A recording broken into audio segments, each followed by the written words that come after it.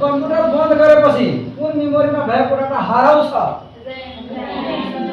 अस्थायी मेमोरीमा हराउँछ नि त। अस्थायी कुन छ? यसको सही जवाफ के हो त? र्याम हो। हेर्नुस् त, रम हाल्दा त गल्ती हुन्छ नि त्यहाँ।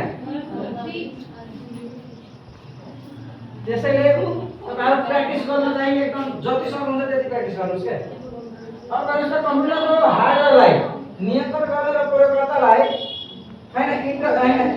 इन्टरफेस प्रदान गर्ने सफ्टवेयरको इन्टरफेस प्रयोगकर्तालाई वातावरण निर्माण गर्ने अपरेटिङ सिस्टम हो।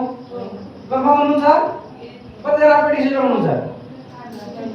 त्यसले 3 जना कन्फिडेन्समा हुनुहुन्छ। राइट छ है। हेर्नुस्,